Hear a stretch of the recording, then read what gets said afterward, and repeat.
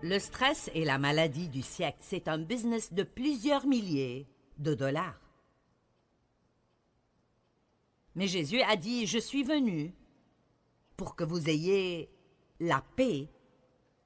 C'est ma paix que je vous donne. Donc, vous avez la paix. Si vous êtes un chrétien, vous avez la paix en vous. Si vous avez reçu Christ comme votre sauveur, vous avez reçu le prince de la paix. Il vit en vous. La paix est en vous. J'ai donné un exemple la nuit dernière sur comment, s'il y a une tempête, la couche à la surface d'une masse d'eau aura des vagues, des ondes et du mouvement.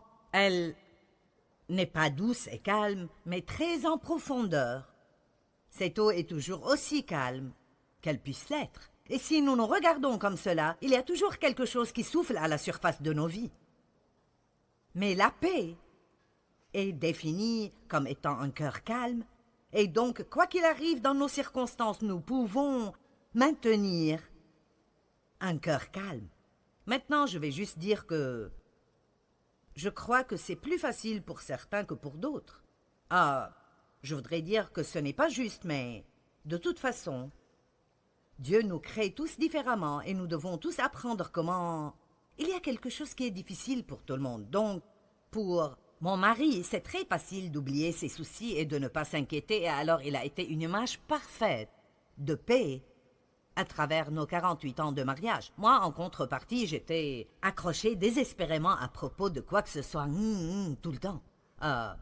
Donc, ça n'a pas été aussi facile pour moi, mais j'ai appris comment être en paix. Et je peux vous dire que je suis plus en paix maintenant que je ne l'ai été de ma vie entière, alors que j'ai plus de responsabilités que je n'en ai eu de ma vie. Et alors, si je peux apprendre à être en paix, vous pouvez apprendre à être en paix. J'ai dit que si je peux apprendre à être en paix, vous pouvez apprendre à être en paix. Maintenant, je crois que quelle que soit la parole prêchée, il y a la puissance d'amener la délivrance aux gens dans cette région, parce qu'il y a de la puissance dans la parole. Donc je m'attends à ce que des chaînes soient brisées chez certains dans cette région, et cela ne veut pas nécessairement dire que magiquement tout votre stress partira, mais quelque chose arrivera en vous, quelque chose sera brisé, et vous recevrez une révélation que vous n'avez pas besoin de vivre comme cela plus longtemps. Matthieu chapitre 11, verset 28. « Venez à moi, vous tous qui peinez et êtes chargés de lourds fardeaux, et je vous donnerai du repos. Je reposerai, soulagerai et rafraîchirai vos âmes. » Il me semble que ce qu'il dit est « Je peux vous apprendre comment vivre sans stress. Prenez mon joug sur vous et apprenez de moi. » Maintenant, si nous lisons juste le verset 28, c'est comme si tout ce que nous avons besoin de faire est de venir chez Jésus et il fera que tout cela arrive. Venez à moi, vous tous qui peinez et êtes chargés de lourds fardeaux, et je vous donnerai du repos. Nous voulons prendre cette partie et... Jésus, me voici, agis. Mais après, il dit, prenez mon joug sur vous et apprenez de moi. Donc, apprenez de moi veut dire, d'accord, je peux vous montrer comment avoir du repos, du soulagement, du rafraîchissement, mais vous allez devoir regarder comment je vis, et vous allez devoir me suivre et apprendre à faire les choses de la façon dont je les fais. Maintenant, il utilise ce terme « joug ». Prenez mon joug sur vous, et nous ne sommes probablement pas familiers avec cela. Alors, j'ai en fait une image que nous allons mettre ici, que je veux vous montrer de ce que ça veut dire d'être sous le même joug avec quelqu'un d'autre. Ceci est un joug de bœuf. Et vous voyez qu'ils sont connectés ensemble, parce que si les deux tirent le poids, ça rend la tâche beaucoup plus simple. Et Jésus nous dit littéralement, si vous restez sous mon joug, attaché à moi, je tirerai avec vous à travers la vie et je rendrai votre tâche beaucoup plus facile. Mais maintenant, nous devons comprendre que Jésus dit, il y a une autre analogie ici et je crois que c'est restez près de moi, restez connectés à moi, restez avec moi dans toute situation et regardez bien et voyez comment je ferai quelque chose et puis suivez-moi. Et de cette façon, vous ne vivrez pas sous le stress tout le temps. D'accord, vous pouvez enlever l'image. Je voulais que vous voyiez ce que c'était. Une bonne prière, une prière magnifique et « Oh Dieu, enseigne-moi ta voix ». La Bible dit que les Israélites ont vu les actes de Dieu, mais Dieu a appris à Moïse sa voie. Les Israélites voulaient des miracles. Beaucoup veulent des miracles. Oh Dieu, que ceci s'en aille. Dieu change cette situation pour qu'il n'y ait pas de pression dans ma vie. Mais Moïse est allé plus profondément, et vous devez aller plus profondément et dire Dieu, quoi que soient mes circonstances, enseigne-moi ta voie. Apprends-moi comment m'en occuper comme tu t'en occuperais. Allez, pouvons-nous glorifier plus fort?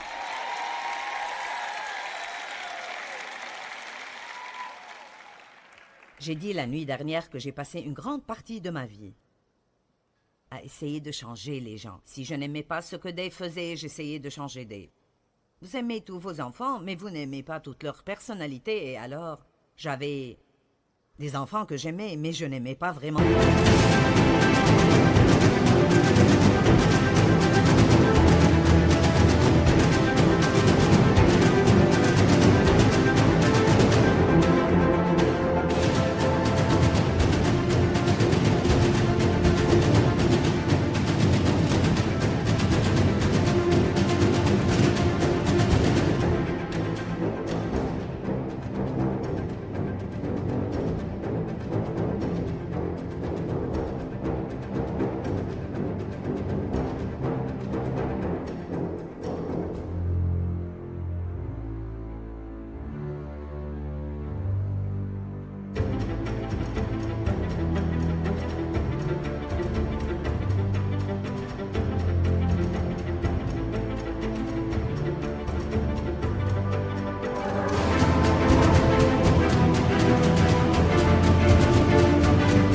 Tellement leur personnalité. Celui avec qui j'avais le plus de problèmes était juste comme moi et c'est toujours un cauchemar qui attend d'arriver. Oh. Alors j'essayais de les changer, de changer Dave, de changer mes enfants. J'essayais de faire grandir mon ministère et j'essayais encore et encore et encore. Et ça ne marchait pas. Ça ne marchait pas du tout. Et Dieu ne voulait pas tout changer autour de moi. Et je ne veux pas vous gêner quand je vous dis cela, mais quelqu'un doit vous le dire. Dieu ne veut pas tout changer autour de vous. Il veut vous changer à vous. Je sens que je suis attirée dans cette direction.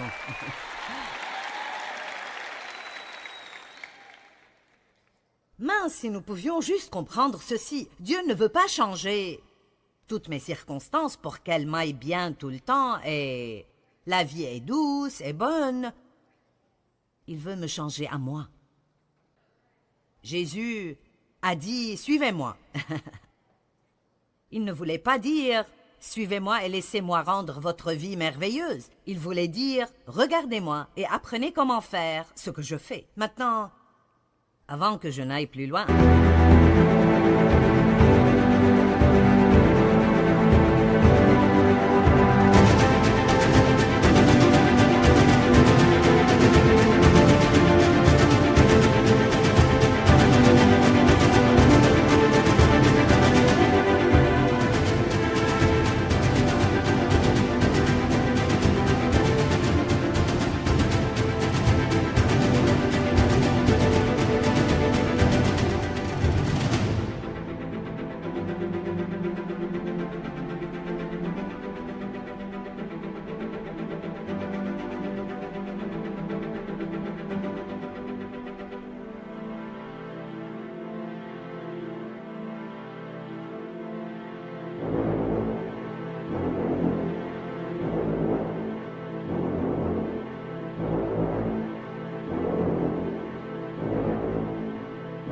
Avec ce merveilleux message, Dieu a inséré quelque chose dedans ce matin que je crois est juste comme une parole de Dieu pour certains aujourd'hui.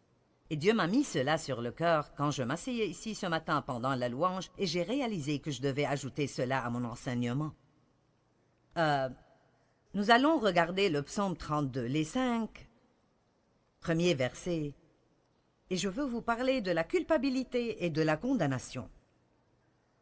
Je sens que Dieu veut que je vous parle de la culpabilité et de la condamnation parce qu'il y a des personnes ici aujourd'hui qui sont exactement comme je l'étais. Vous vous sentez littéralement coupable, et cela presque tout le temps. Et Vous ne vous sentez pas bien si vous ne vous sentez pas mal. C'est comme ça que j'étais. J'ai grandi en me sentant coupable parce que mon père abusait de moi. Et j'ai pris cela avec moi dans la vie et alors, même après avoir confessé mes péchés, je me suis toujours sentie coupable. Et il n'y a rien de plus stressant. Maintenant, je veux que vous m'écoutiez. Il n'y a rien de plus stressant que d'errer avec ce fardeau de « quelque chose ne va pas en moi ». Pourquoi ne puis-je pas faire les choses comme il faut? Cette sensation vague que Dieu est énervé contre vous, qu'il n'est pas satisfait avec vous. Et je crois que, quoi que je vous enseigne d'autre, c'est ce que je sens que j'ai vu ce matin, quoi que je vous enseigne d'autre à propos de comment vous occuper du stress, si vous ne comprenez pas ce point en premier, alors tout le reste dans la vie vous déprimera totalement parce que nous nous sentons déjà si vaincus et si mal à propos de nous-mêmes, parce que nous ne pouvons pas tout faire comme il faut, puis tout le reste de ce qui vient nous fait tomber facilement. Dieu m'a donné un exemple une fois d'un autocuiseur. Et je ne sais pas si les gens les utilisent autant qu'ils le faisaient, mais ma mère avait un autocuiseur et je vous dirai cela, c'était une marmite folle. Parce qu'elle mettait des choses dedans, le couvercle dessus, et elle le fermait bien, et vous ne pouvez pas l'enlever, et il y a cette petite chose qui bouge en haut, et de la vapeur sort du haut de temps en temps. Et plus il y a des choses qui cuisent à l'intérieur, plus cette chose bouge vite. Et je me rappelle que ma mère me disait tout le temps, « Ne le touche pas, ne le touche pas, ne le touche pas. » Et j'étais tout comme cet autocuiseur. J'avais toutes ces choses qui arrivaient à l'intérieur de moi. Et qu'importe combien je paraissais spirituel, ou combien de fois par semaine j'allais à l'église, j'avais toujours toutes ces choses qui arrivaient en moi. Qu'est-ce qui ne va pas en moi? Pourquoi je ne peux rien faire comme il faut? Gna gna gna gna. Est-ce que quelqu'un sait de quoi je parle? Vous paraissez trop innocent à mes yeux. Et alors j'explosais toujours. Je m'accordais avec tout le monde jusqu'à ce que quelqu'un rentre, et puis j'étais... Combien d'entre vous savent de quoi je parle?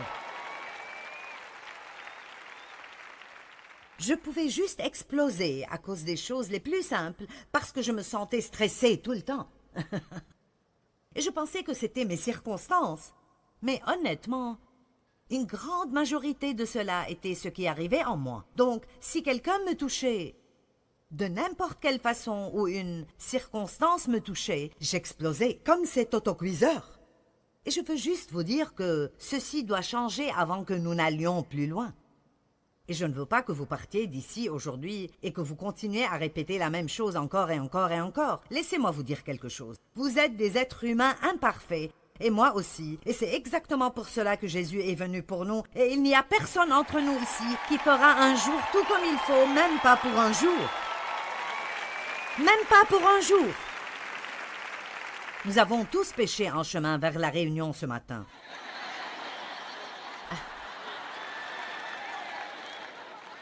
Nous péchions en chemin.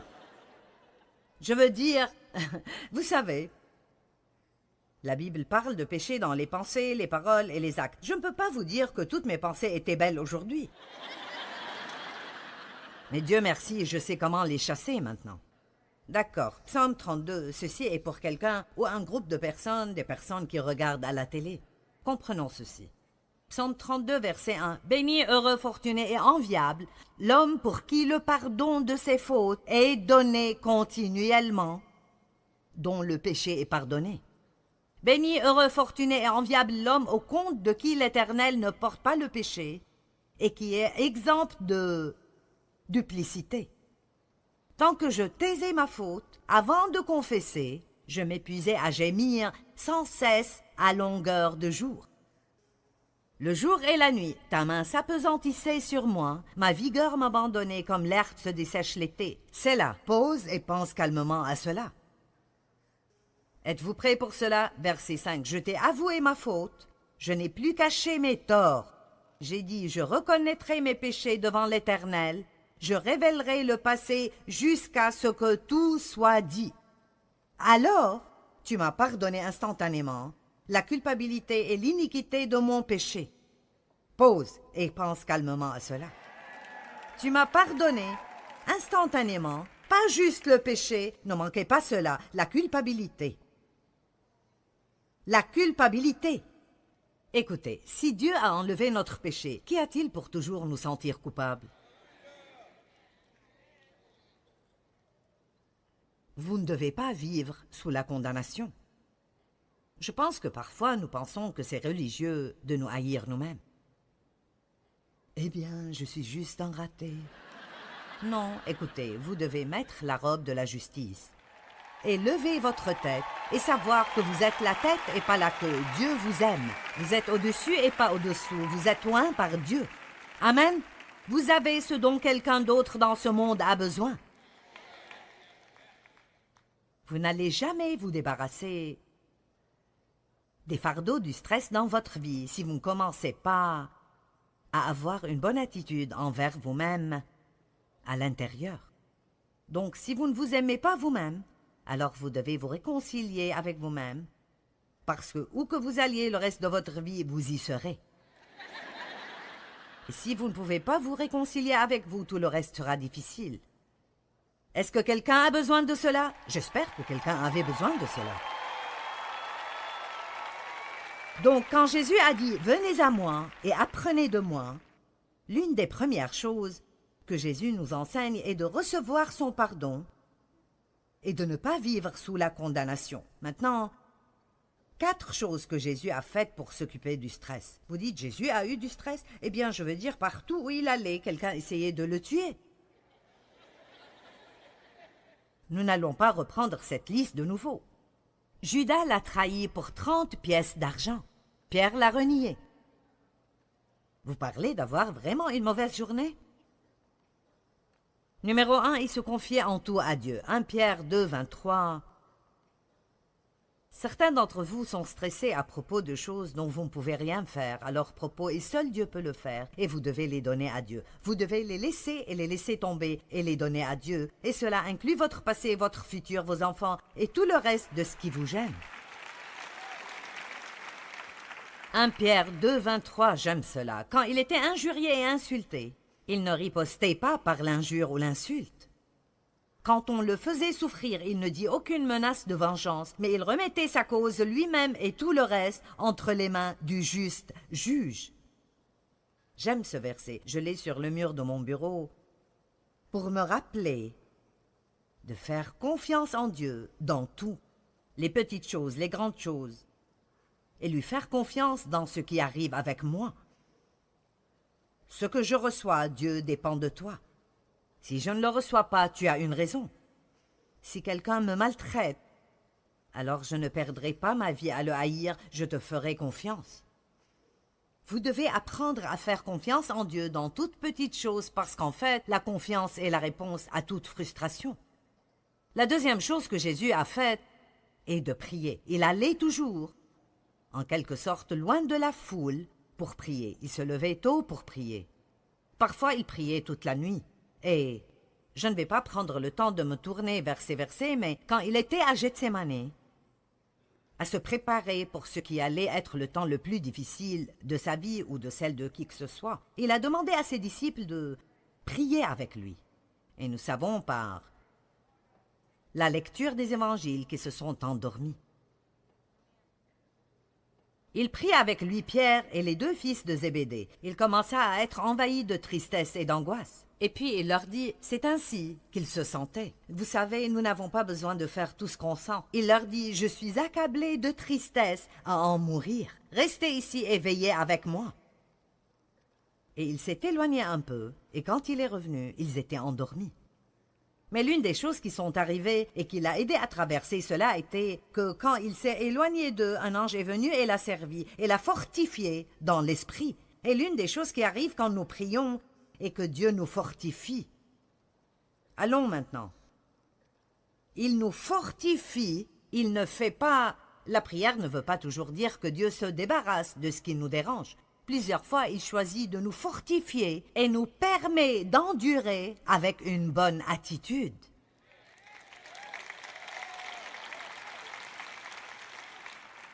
Et ça m'a pris longtemps pour accepter cela.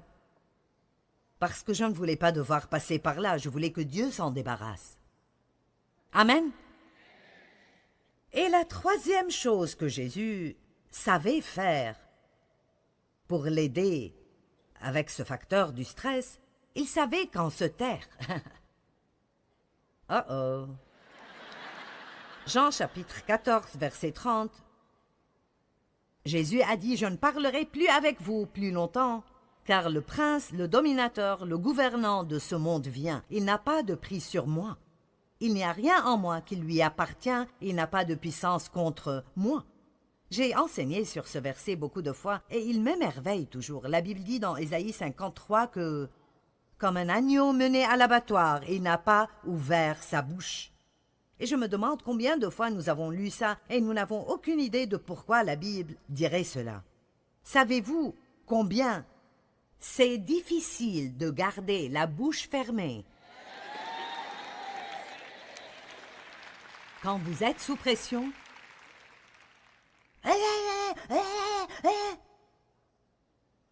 Et nous devons apprendre de cela. Allez, Jésus a dit « Prenez mon joug sur vous et apprenez de moi ». Donc nous regardons comment Jésus s'est occupé du moment le plus intense et stressant de sa vie. Et la Bible dit qu'il n'a pas ouvert la bouche. Et il a dit à ses disciples « Je ne vais plus beaucoup vous parler maintenant ». Il aurait bien pu dire « Parce que c'est un moment très difficile pour moi ». L'ennemi n'a pas de prise sur moi et je ne vais pas ouvrir ma bouche et dire quelque chose que je ne devrais pas dire et lui donner une entrée dans ma vie. Combien d'entre vous sont contents que Jésus ait gardé la bouche fermée en ce jour? Vous savez, je trouve cela très intéressant. Et puis Matthieu chapitre 27, versets 12 à 14. « Mais ensuite, quand les chefs des prêtres et les responsables du peuple vinrent l'accuser, il ne répondit rien. » Alors Pilate lui dit « Tu n'entends pas tout ce qu'ils disent et la gravité des choses dont ils témoignent contre toi. » Mais il ne répondit point. Mon Dieu, c'est si difficile de ne pas essayer de convaincre les gens que vous êtes une bonne personne.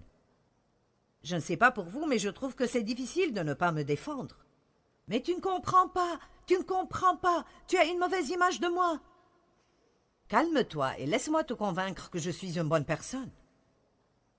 Jésus n'a pas répondu. Il n'a pas répondu, et encore devant Pilate et Hérode, il est resté silencieux pendant l'accusation. Je ne dis pas qu'il n'y a jamais eu un moment pour parler pour vous-même, mais très souvent ça empire juste les choses. Jésus était sur la croix. Ceci est étonnant pour moi. Jésus était sur la croix pendant 5 heures et 59 minutes. Pendant ce temps, le récit de ce qu'il a dit est un total de 41 mots en grec qui deviennent 51 mots en anglais. Dire ces mots a pris approximativement un total d'1 minute. Donc, pendant 5 heures et 58 minutes de son temps sur la croix, il était complètement silencieux. Amen. Et puis la quatrième chose que Jésus a faite, qui est un grand remède contre le stress, est qu'il pardonnait rapidement.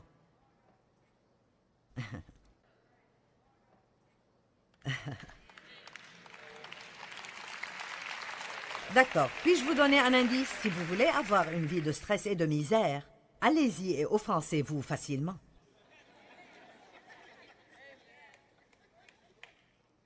Continuez de dire « Eh bien, je n'y peux rien, je suis juste susceptible. Je suis juste une personne susceptible, je suis blessée facilement. » Eh bien, arrête. Tout le monde peut facilement être blessé s'ils le veulent. Sur la croix, Jésus a dit « Père, pardonne-leur parce qu'ils ne savent pas ce qu'ils font. » Sur la croix. Et sûrement, s'il peut pardonner aux gens pour cela, alors nous pouvons nous occuper des choses de tous les jours qui viennent vers nous. Je ne sais pas ce que vous attendiez que je vous dise quand je vous ai dit que j'allais vous enseigner comment vous débarrasser du stress, mais ça ne fera pas une once de bien. Vous pouvez vous débarrasser de toute source, tout ce que vous pensez être la racine de votre stress, et si vous restez plein de culpabilité et vous restez énervé contre les gens, et vous vous inquiétez à propos de ce que tout le monde pense, et votre bouche travaille tout le temps, vous allez toujours être stressé Parce que le stress ne vient pas de ce qui arrive autour de nous, c'est ce qui arrive en nous. Amen. Eh bien, vous devriez être plus heureux que vous ne l'êtes, mais je vais continuer. Actes chapitre 24, 16, je veux que vous regardiez cela, je pense que c'est un bon verset. L'apôtre Paul a dit cela. Il a dit, c'est pourquoi je m'applique sans cesse et je me discipline en mortifiant mon corps, en tuant mes affections charnelles, mes appétits du corps et les désirs du monde, en m'efforçant dans tout aspect pour garder une conscience pure, irréprochable, sans blâme, sans offense devant Dieu et devant les hommes. J'aime cela. Paul a dit, j'ai travaillé sur cela. Ce n'est pas une chose qui vous tombe dessus, c'est une chose que vous devrez vous lever et faire exprès chaque jour.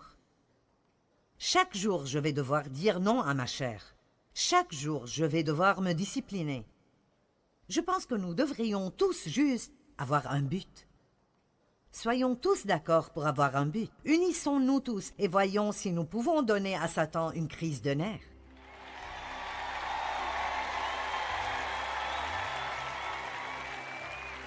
Et à chaque fois que ces sources de stress viennent vers nous, nous dirons « Non, non, non, non, non, non, non, je suis passé par là, je ne le ferai plus. » Eh bien, n'est-ce pas vraiment bien de savoir que vous pouvez minimiser le stress dans vos vies et que vous pouvez tous compter sur Dieu pour qu'il vous aide? D'après 1 Pierre 5, 7, nous pouvons lui confier nos soucis parce qu'il s'occupe de nous.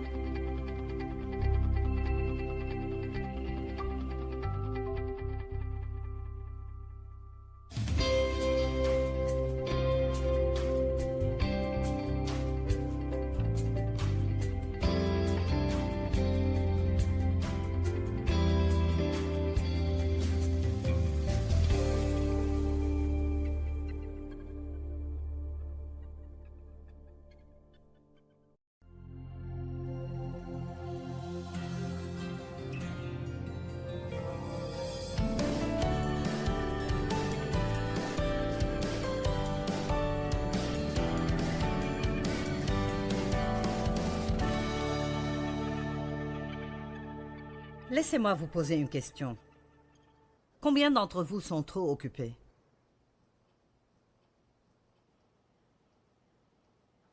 Vous savez quoi? Je n'ai pas besoin de lever la main maintenant. Et vous savez, le ministère est plus grand qu'il ne l'a jamais été, et il grandit tout le temps.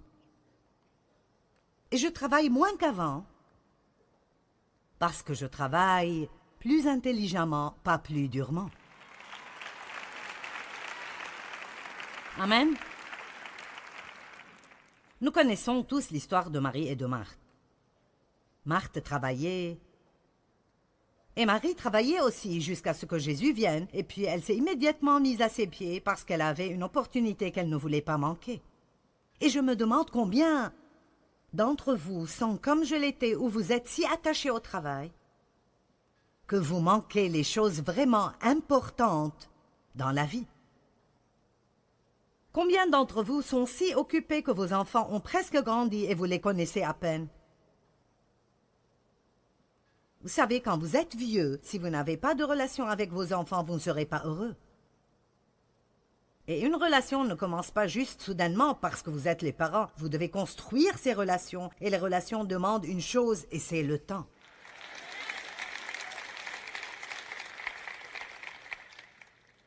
Les relations ne sont pas construites sur même ce que vous faites pour vos enfants ou ce que vous leur achetez. Les relations sont construites sur le temps, en passant du temps avec eux. Êtes-vous marié à quelqu'un que vous connaissez à peine?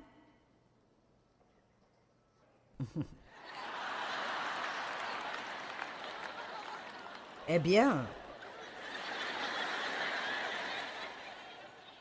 je me demande où ceci va.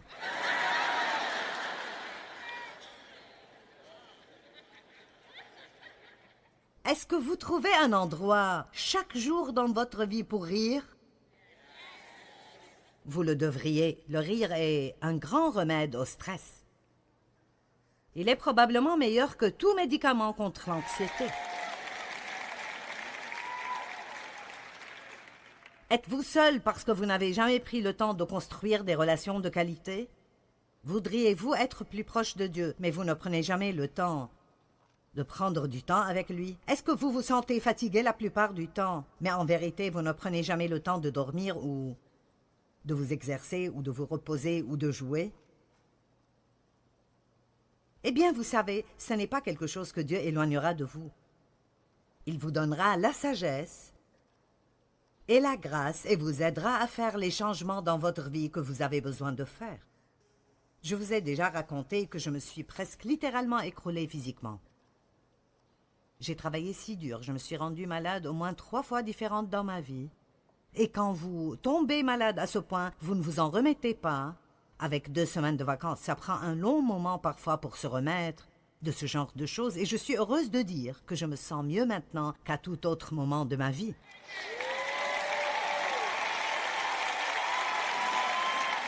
Mais ce n'est pas juste parce que j'ai prié et Dieu a tout fait partir. J'ai dû faire des changements radicaux. Et je vous ai raconté que l'une des premières choses que j'ai faites était de vraiment étudier ma propre vie et de découvrir ce que mes voleurs de paix étaient. Quelles étaient les choses que Satan utilisait pour voler ma paix? Et par exemple, l'une d'elles était l'empressement. Je ne me comporte pas bien. Le fruit de l'esprit ne sort pas de moi quand je dois m'empresser. On dit que vous ne savez pas quel genre de fruit vous avez avant de le presser. Eh bien, laissez-moi vous le dire. Il n'y a rien de pareil à être pressé par l'empressement, l'empressement. Et donc, nous n'avons pas besoin de faire cela. Nous pouvons soit enlever certaines choses, ou nous pouvons faire de meilleures préparations la nuit d'avant. L'une des choses que je fais presque toujours maintenant, si je sais que j'aurai une période de temps plus courte le matin, donc si je dois m'en aller plus tôt, je décide toujours la nuit d'avant ce que je vais porter. Et je le sors, et je prépare les bijoux qui vont avec, pour que tout soit prêt et que je n'ai pas à voir dans l'armoire pour décider quoi porter. Amen. Et il y a d'autres choses que vous pouvez faire aussi. Faites le déjeuner de vos enfants la nuit d'avant, ou faites-les faire leur propre déjeuner. Éphésiens 5, 15 et 16 sont 2 de mes versets préférés dans la Bible. Veillez avec soin à votre manière de vivre. Regardez donc bien vos vies. Quand vous partez d'ici, prenez juste 15 à 30 minutes à un moment cet après-midi. Allez quelque part tout seul et pensez juste à vos vies. Faites donc un petit inventaire de votre vie. Ne venez pas juste vous asseoir là et juste me regarder et écouter ce que j'ai à vous dire. Participez. Allez chez vous et faites juste un petit peu d'inventaire et pensez: suis-je content dans ma vie? Est-ce que je crois que je fais de ma vie ce que Dieu veut que je fasse? Est-ce que je vis une vie insoutenable? C'est étonnant combien de personnes disent « Je sais que je ne peux pas continuer pour toujours ». Pourquoi ne serait-ce pas le moment où vous décidez de changer? Pourquoi ne serait-ce pas le moment de réaliser que vous devez faire un investissement en vous-même?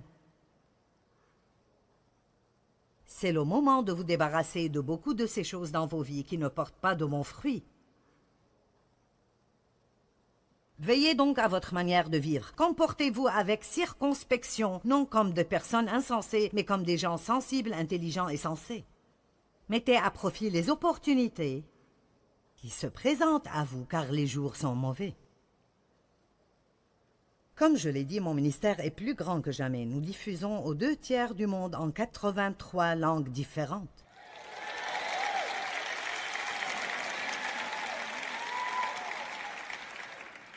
Je ne parlerai pas de tout cela, mais juste beaucoup de bonnes opportunités.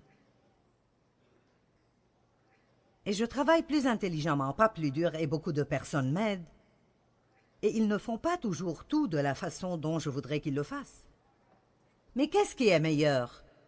Que je les laisse me débarrasser de beaucoup de stress dans ma vie et occasionnellement que je n'aime pas ce qu'ils ont fait? Ou que j'insiste de tout faire moi-même pour que tout soit fait à ma façon? Je prends des pauses régulièrement maintenant. Je ne vais pas du travail au travail, au travail, au travail, au travail, parce que j'ai finalement découvert que n'importe combien je travaille dur, il y aura toujours du travail. Est-ce que quelqu'un est arrivé à cette conclusion? Je veux dire, peu importe combien je travaille dur, il y aura toujours du travail, donc je ferais mieux d'apprendre à ne pas avoir à travailler tout le temps. Parce que Dieu n'a pas fait ce qu'il a fait pour nous en Christ. Je veux que vous m'écoutiez. Dieu n'a pas fait ce qu'il a fait pour nous en Christ quand il a pourvu la vie qu'il nous a donnée pour que nous ne fassions rien d'autre que de travailler tout le temps. Maintenant, certains d'entre vous doivent probablement travailler un peu plus dur, mais vous savez, il y a toujours un manque d'équilibre à l'un des deux côtés. 5 façons d'enlever le stress. Apprenez la thérapie du haussement des épaules. Nous allons tous apprendre cette thérapie. Mon fils m'a acheté une nouvelle cafetière et elle fait pratiquement tout pour vous, excepté mettre le récipient là où le café doit sortir. Elle ne fait pas ça. Et elle ne met pas le filtre. Maintenant, il y a un filtre que vous pouvez laisser dedans, mais si vous voulez utiliser du papier filtre, vous devez le mettre dedans. Mais je veux dire, elle moud le café, elle fait tout. Donc j'ai récemment fait un peu de café, mais je n'ai pas mis la cafetière au bon endroit. Et j'ai laissé la salle et je suis allée autre part. Et c'était une grande cafetière. Et donc, ça va sans dire, quand je suis revenue, j'ai eu cette... Oh. Et non, je n'avais pas le temps ce matin-là de m'en occuper. Je l'ai regardé et je peux vous dire que je n'ai rien ressenti. J'ai juste fait... C'est le haussement des épaules. Amen. Maintenant, j'ai nettoyé. Je n'en avais pas envie. Mais j'ai perdu assez de ma vie en ayant de grandes colères. Est-ce que quelqu'un sait ce qu'est la colère à fond de la femme? Très bien. Je veux dire avoir une colère à fond que je ne pourrais pas contrôler. N'essayez pas de contrôler des choses que vous ne pouvez pas contrôler. Ma fille dit beaucoup « c'est ce que c'est ». Et d'habitude, quand elle le dit, elle fait ceci. Et ceci vous aidera. Allez, entraînons-nous. Vous êtes si mignon. Eh bien, Dave le fait différemment. Il dit « je ne suis pas impressionné ». Il dit toujours « si vous n'êtes pas impressionné, vous ne pouvez pas être opprimé ». Mais même quand il dit cela, il y a un langage corporel. Je ne suis pas impressionné. C'est le haussement des épaules. C'est comme « hein, je ne m'en occuperai pas ». Maintenant, cela ne veut pas dire que vous vous en fichez, mais ça veut dire que vous déposez vos soucis. Et devinez quoi? Dieu ne peut pas s'occuper de nous et ne le fera pas avant que nous déposions nos soucis. Reposez votre confiance, déchargez-vous sur moi de tous vos soucis une fois pour toutes, parce que je m'occupe de vous. La deuxième chose que vous pouvez pratiquer est de rester dans votre zone de confort. 5 façons d'enlever le stress, hausser les épaules. Numéro 2, restez dans votre zone de confort. Maintenant, cela ne veut pas dire que nous ne faisons jamais rien de difficile, mais ça veut dire que nous reconnaissons nos limites et nous les respectons. En d'autres termes, arrêtez d'essayer de faire des choses que vous faites mal. Amen. Vous ne savez juste pas quel désastre nous aurions si j'allais à la maison et j'essayais de faire des vêtements ou de cuire un dessert sophistiqué. Vous savez, j'ai eu cette envie il y a 2 ans et j'ai pensé, d'accord, je vais faire des choses normales. Je suis comme ça parfois si je fais trop de réunions ou de choses l'une après l'autre. Et même cela, c'est comme... Ce n'est même pas bon pour moi d'être dans une zone spirituelle tout le temps. J'ai besoin d'être dans une zone normale aussi. Et alors quand je suis comme ça, si je suis vraiment fatiguée et je fais une overdose de spiritualité, alors parfois je veux être à la maison, ce qui est une blague parce que c'est pas vraiment moi. Ce n'est juste pas mon point fort. Et alors j'ai amené des livres de cuisine. Et je suis sortie. Et vous ne voulez même pas savoir combien d'argent j'ai dépensé sur les épices. J'ai amené tous les genres d'épices que vous pourriez possiblement imaginer. Et ma fille a dit, « Qu'est-ce que tu feras avec cela ?» Je vais cuisiner. Ce sera bon pour moi de cuisiner. Je jouirai de cela. Ce sera bon. Donc j'ai décidé que je ferai pour Dave et moi une casserole de thon parce que nous aimions la casserole de thon. Et c'est assez facile, vous savez. Comme les nouilles, la soupe, le thon, le fromage. Ce n'est pas difficile à faire. Et d'une façon ou d'une autre, la chose est devenue comme de la colle. Je veux dire, c'était mauvais. Et vous savez, les épices sont toujours sur l'étagère. Et je suis retournée à ma zone de confort. Et ma force, parce que je peux faire ceci. J'ai besoin de temps de repos, mais c'est là que je suis confortable. Je ne me sens pas mal ici. Vous ne me rendez pas nerveuse. Je veux dire, ceci est bon pour moi. Mais je serais stressée si je devais cuire un gâteau et faire un pantalon pour Dave. Ce serait juste... un cauchemar. Mais restez dans votre zone de confort et ne pensez pas que vous devez vous comparer à quelqu'un d'autre. Mon Dieu, cela crée tant de stress quand nous pensons que nous devons faire ce que quelqu'un d'autre fait. Et laissez-moi vous dire, quoi que quelqu'un d'autre fasse, s'ils aiment cela, ils penseront que le monde entier devrait le faire. Et si vous ne vous levez pas pour vous-même, vous allez passer votre vie à faire un tas de choses que vous haïssez et détestez, et puis vous sentir mal parce que vous n'y excellez pas, quand ce n'est même pas ce que vous êtes supposé faire. Amen.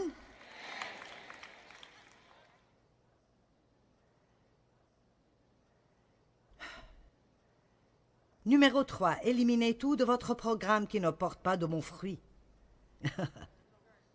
Vous aurez besoin d'une demi-heure de plus à passer avec vous-même. Est-ce que vous vous asseyez dans un comité qui ne fait rien d'autre que de débattre et ne prend jamais de décision? Seigneur, aie pitié. Je me souviens d'un comité d'église où j'étais une fois. Et ils débattaient et discutaient concernant la couleur pour repeindre la porte d'entrée. C'est ennuyant.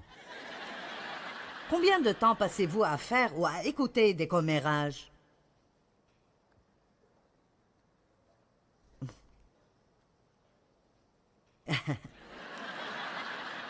Combien de temps passez-vous à écouter d'autres personnes se plaindre à propos de leurs problèmes qu'ils n'ont pas l'intention de réparer eux-mêmes?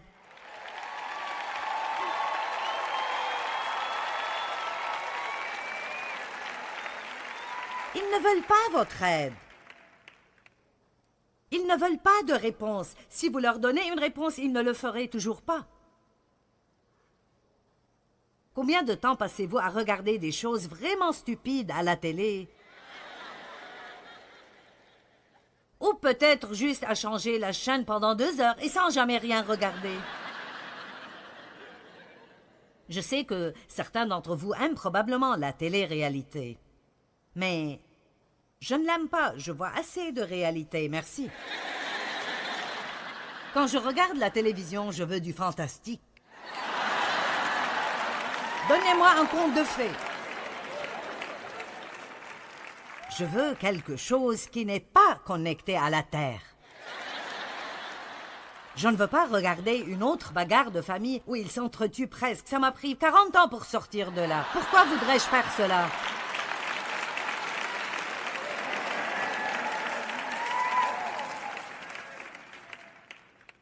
Numéro 4. Dites à la personne à côté de vous, tu n'aimeras pas le numéro 4.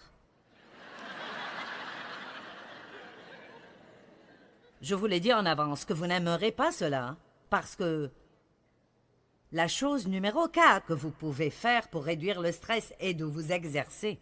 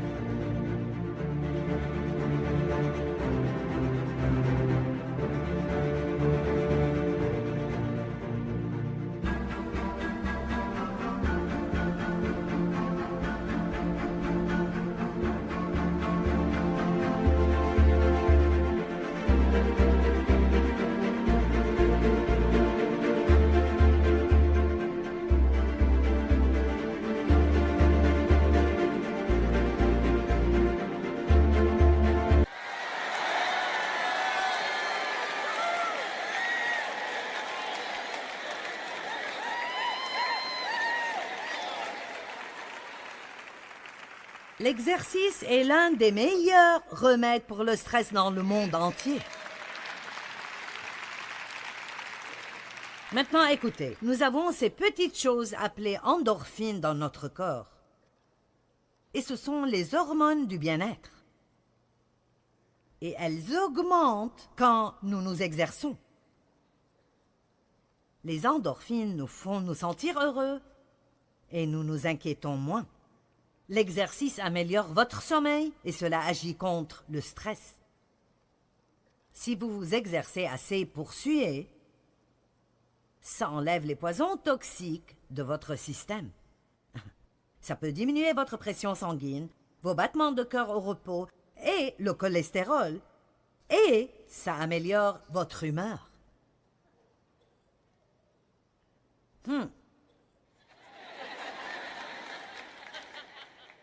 J'ai commencé à m'entraîner à la salle de gym il y a 10 ans. Maintenant, je m'exerce à la maison. Nous avons un entraîneur et 5 d'entre nous nous entraînons à la maison. 2 de nos enfants, Dave, moi, l'une de mes prues. Mais récemment, j'ai aussi ajouté la marche. Et donc maintenant, je marche 4000 chaque jour, en plus de l'entraînement. Maintenant, écoutez. Mon niveau de cholestérol est au plus bas depuis probablement 15 ans. Et je vous dis juste la vérité. Et je n'essaie pas d'imposer sur vous ce que je fais, mais, eh bien, si, je le fais. Je veux dire sincèrement, je le fais. Mais honnêtement, regardez-moi et je vous dirai quelque chose. Je ne peux pas croire l'énergie que j'ai eue de la marche. Je veux dire, ça me choque juste la quantité d'énergie que j'ai eue de la marche. Et ce n'est pas facile. Je fais des collines et ce n'est pas facile à faire, mais j'aime cela. Et je vous le dis juste, faites-en ce que vous voulez. Je suis votre enseignante, donc je vais vous dire ce dont je crois que ça vous aidera. Et il y a beaucoup de stress dans le monde aujourd'hui. Et nous en avons plus qui vient vers nous qu'à tout autre moment dans l'histoire. Juste tous les petits appareils que nous devons porter sur nous. Vous savez, nous ne voulons même pas aller aux toilettes sans notre portable. Quelqu'un d'entre vous a pris son portable aux toilettes avec lui au cas où il raterait un appel? Eh bien, je l'ai fait aussi. Et le monde ne changera pas. Il continue à demander plus et plus et plus. Et l'une des choses par lesquelles vous pouvez vraiment vous aider est l'exercice régulier. Faites ce que vous voulez avec cela, je l'ai dit. Et numéro 5, prenez le temps de faire des choses dont vous jouissez. Prenez le temps de faire des choses dont vous jouissez. Prenez de petites mini-vacances, même si c'est des vacances de 10 minutes. Prenez de petites vacances. Si vous aimez avoir une tasse de café l'après-midi, alors prenez le temps de vous éloigner de tout, allez quelque part de silencieux et prenez une tasse de café. Si vous aimez avoir une pédicure, alors voyez où vous pouvez en avoir une fois par mois. Allez, faites cela, vous valez 30 $ ou 35 ou quoi que ça coûte pour faire ça. Regardez des choses qui sont belles. Sortez dans la nature et prenez le temps de contempler. Respirez. Et relaxez-vous en fait, exprès. Maintenant, je veux juste vous donner un peu de cela et puis je terminerai. Aujourd'hui, nous avons le problème de l'excès de choix. L'une des choses qui crée tant de stress est qu'il y a tant de variétés de tout que personne ne peut prendre une décision.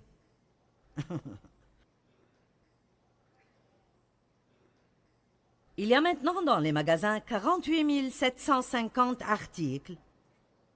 Dans un magasin moyen, 48 750 articles. Il y a 228 genres de céréales froides, 67 genres d'avoine et de flocons d'avoine, 57 genres de granola et de muesli. Il y a à présent 29 différents genres de M&M's.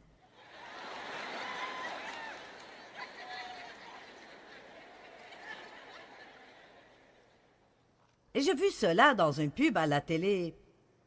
Une femme a envoyé son mari pour amener une boîte d'haricots. Vous l'avez vu? 17 genres de cette marque unique d'haricots. Haricots cuits avec de la sauce barbecue ou avec du lard ou sans lard. Et vous savez, c'est... J'ai plus d'habits que je n'en ai eu de ma vie entière. Comment puis-je regarder dans mon armoire et ne pas savoir quoi mettre? Quand j'étais adolescente, je n'avais pas de problème. J'avais 8 ensembles dans mon armoire. Le lundi jaune, le mardi bleu, le mercredi vert, le jeudi autre chose. Même chose pour les chaussures, je n'avais que 2 paires. Pas difficile de choisir quoi regarder à la télé quand nous avions 3 chaînes. Mais maintenant que j'en ai 500, je ne trouve rien à regarder. Ah.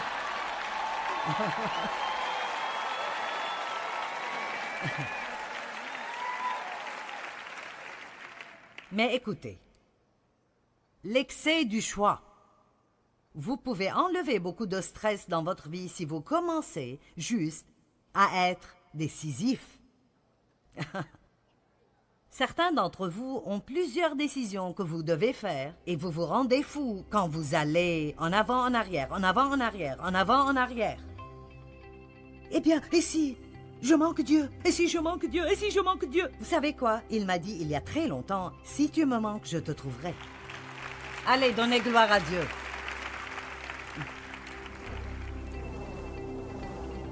Eh bien, n'est-ce pas vraiment bien de savoir que vous pouvez minimiser le stress dans vos vies et que vous pouvez tous compter sur Dieu pour qu'il vous aide? D'après 1 Pierre 5,7, nous pouvons lui confier nos soucis parce qu'il s'occupe de nous.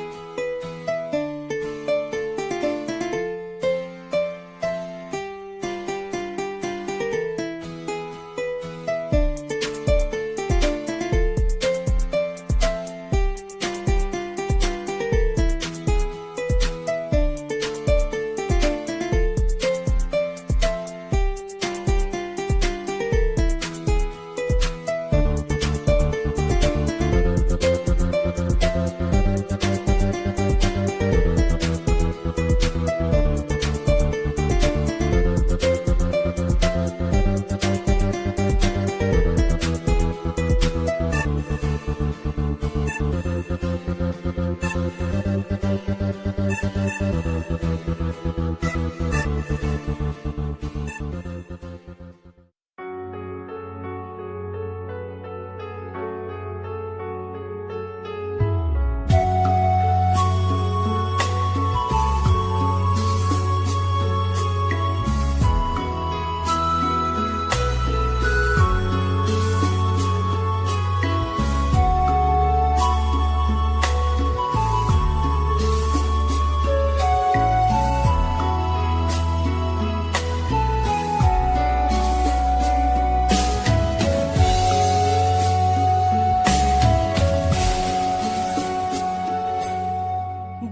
khắp phương trời vẫn nhớ tới quê hương,